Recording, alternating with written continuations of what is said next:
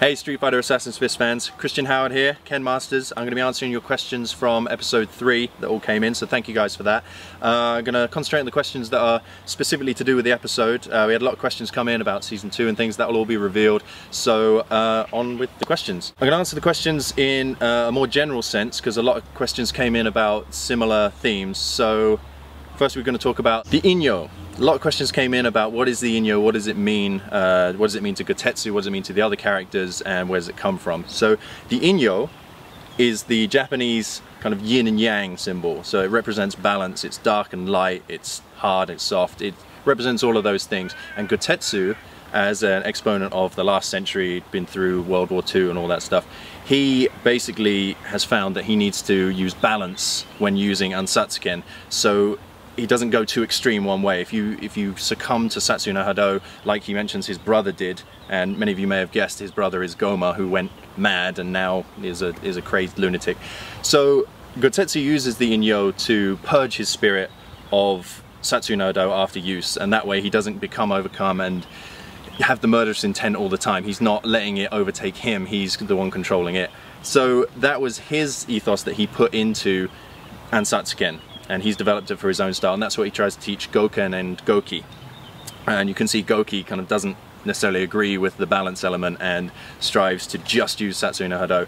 So the Inyo also, we use it in other parts of the series, like questions came in noticing that it is actually on the doors of the dojo, and I put that in specifically because I thought it looks like a nice handle for starters, but also it just represents everything he's talking about in his dojo, the same way Goken's dojo has the Furin Kazan above it. That represents what he believes in martial arts. So a lot of questions coming in about Dan. Who the hell is Dan? So we put in an Easter egg there about Dan Hibiki, you might have noticed, and a lot of people spotted it on the name board.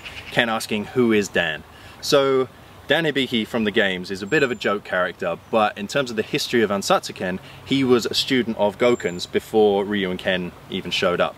So in our story you can see his name's up on the name board in the old dojo, which meant Dan must have been a student there.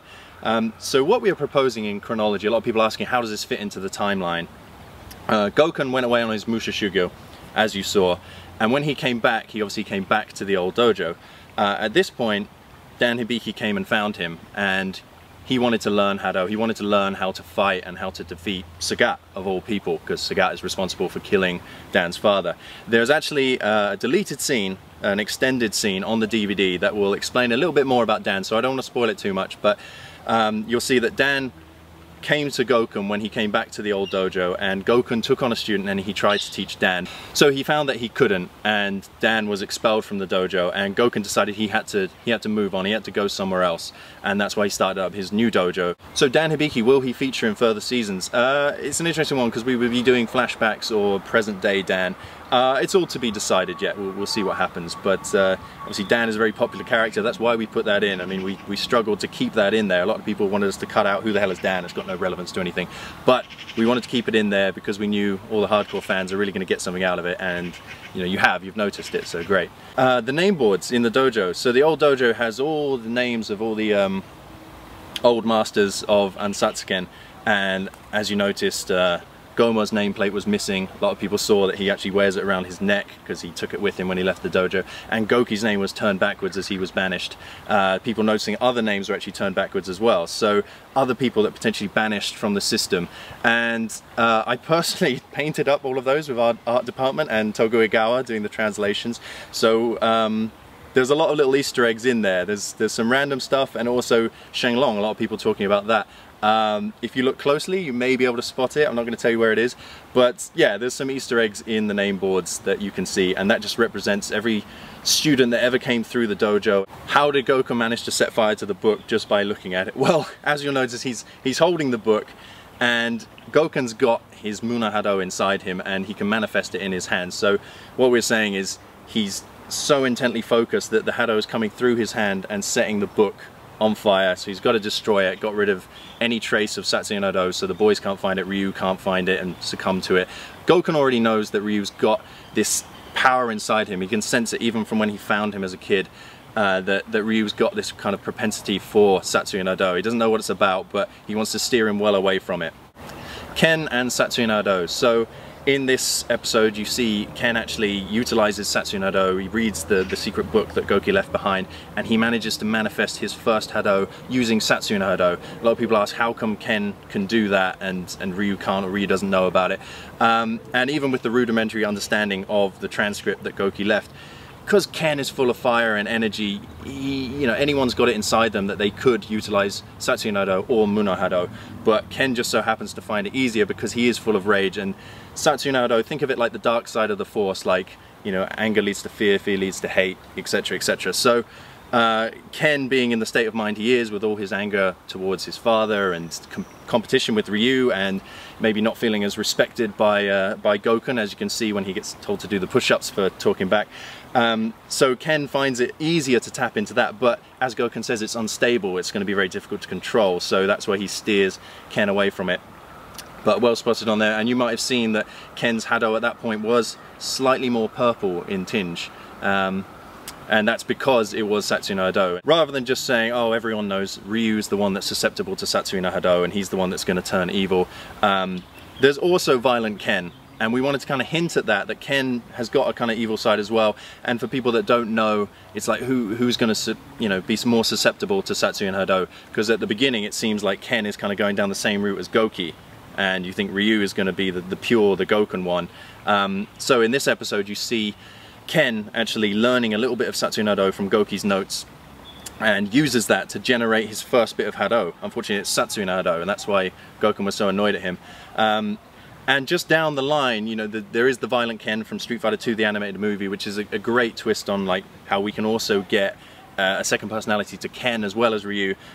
So yeah, we just kind of wanted to set that up. So Kotetsu is the last surviving master, and he's come out of World War II. We can imagine that even if there were other masters, with war ravaging the country, people may have been lost through combat or actual just warfare itself. So Kotetsu is the last one surviving. So at the beginning of the episode we see Kotetsu is talking about that you've got to balance Satsui no Do, the dark and the light. He talks about the Inyo on his sleeve.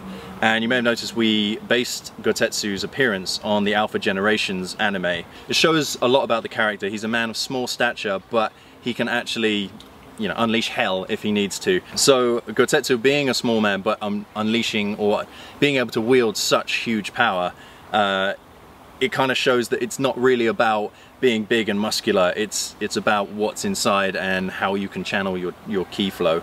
A lot of questions coming in about the kata that Ryu and Ken use, the Unsatsuken kata itself, and the Hadoken kata that Gokun shows to Ryu that first allows him to generate Hado under Muno Hado. A lot of people have spotted that it was actually an homage to the Street Fighter 2 V series, where Ryu was doing more of these kind of movements, a bit like Bruce Lee in Fist of Fury. And also it's kind of a nod to Gokun's Musha Shugyo and the things that he's learned and developed in the Unsatsuken style. It's more of a Chinese style, and since he trained with Gen, we can assume that he knows a bit more about Tai Chi and Chinese martial arts, and he's utilized that to help himself use the True Void, the Shinku, and generate stable Hado that way, and that's why it's a lighter blue in color. We've put in a lot of differences between the styles of kata that you can use, and also each character using different styles depending on what suits their personality a little bit more, because Unsatsuken is more or less a nameless style. People can put their own inflection on it, and that's why Ryu and Ken start to differ as well in their own technique. Okay guys, I hope that answered your questions about episode 3. Keep checking back, we're going to do the other episodes coming up in the next few weeks, so get your questions in about that. If you've got a burning question you want to find out about Street Fighter, let us know and they will be answered by one of the cast. So check back for that, and I will see you next time. Ah! Got stung. Oh, that looks like fun.